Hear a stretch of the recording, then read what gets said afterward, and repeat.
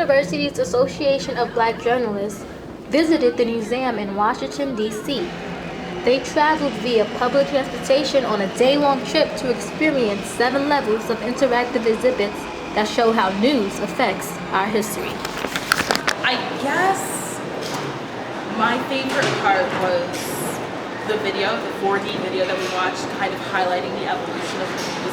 I also really liked seeing how African Americans have made such great strides in the world of news, and really seeing the quotes on the walls of the museum was great because it showed us that our career, something that we're choosing to embark on, is really what shapes the future of society. And I think that's exactly why we do what we do. My favorite part of the day was seeing the 9/11 part of the museum. It was really emotional, and seeing how dangerous the job can be, even if you're just filming or reporting on a story.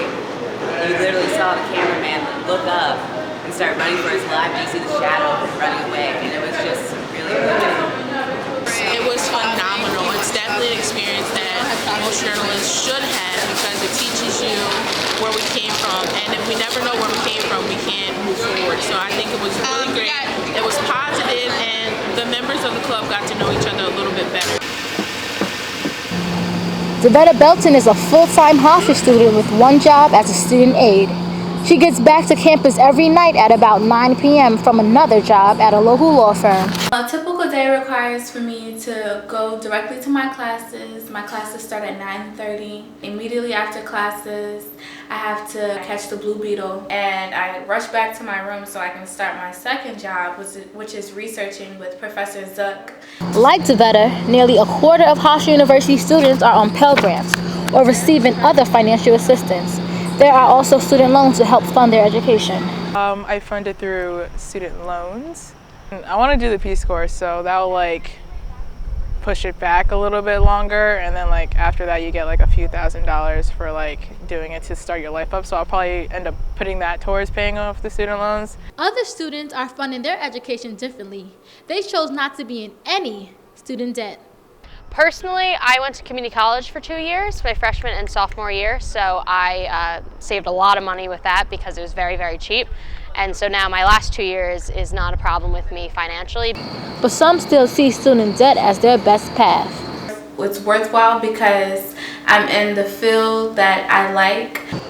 But something has to give for Devetta, who's working 2 jobs. This semester, the political science major had to cancel an internship. Claudia Balthazar, Black Ink TV. The School of Communication at Hofstra University has a new name. The school is now named after Lawrence Herbert, a trustee of the university. It was a series of conversations over some years with Mr. Herbert, and resulted in a multi-million-dollar gift and the naming of the School of Communication. Cornick says one of the biggest areas the donation will help with is the keeping up with the rapid pace of technological change.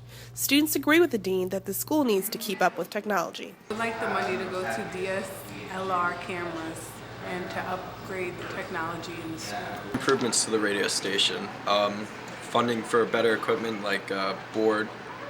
The board we have is kind of outdated, but a new board, better computer servers to help hold all the music that we have, and better security procedures. However, not everything will change at the School of Comm. The dance studio will remain in place for the foreseeable future. I expect that at some point, I hope in the not too distant future, that dance studio will be looking at plans to turn it into a variety of space we most need, whether it's classroom space, office space, studio space, the things that we need for kind of the next generation here. The changes for the Lawrence Herbert School of Communication won't be in full effect until fall 2014. However, when they do happen, all communication students will reap the benefits through training programs, new equipment, and additional scholarship funds. Tatiana Brown. Hey everybody, welcome to Entertainment News for Black Ink TV. I'm Djenane Beaulieu. And I'm Elisha McNeil, and we're here to give you the scoop. Today's topic is celebrity views. Elisha, what do you have for me, girl? Well, this week, Rihanna and Tiana Taylor had it out on Twitter in a heated exchange all over an Instagram video. The feud started when Rihanna posted a video of her male hairstylist performing a parody of Tiana's cover of Caught Up in the Rapture, which prompted Tiana to call Rihanna out on Twitter. In a recent interview with Hot 97, Tiana called Rihanna a cyberbully, saying, quote, "She's a pretty girl, but that doesn't mean that she could just bully anybody." Wow, that's crazy. Rihanna and all these views. Really? She just had one with Sierra, right? Yeah, she did. And they're not the only celebrities beefing. Jimmy Kimmel versus Kanye West. It all started with Jimmy Kimmel poking fun at Kanye West's BBC radio interview last week on his live show. It was funny, but not to Kanye West. So Kanye fired back at Jimmy on Twitter all these ranting tweets. And of course, being the comedian that Jimmy Kimmel is, he made light of the situation by responding to those tweets on his show the next day. And he also revealed some information about a phone call that Kanye West made to Jimmy Kimmel demanding an apology. I'm sure he didn't give an apology. Of course not. And earlier this week, it was seen that his tweets were deleted, Kanye West's tweets. And sources say that Kim Kardashian had something to do with it. Well, I'm not really sure why they deleted their tweets because everybody has already seen them. Of course. But on a brighter note, there was a celebrity that just ended between Chris Brown and Drake.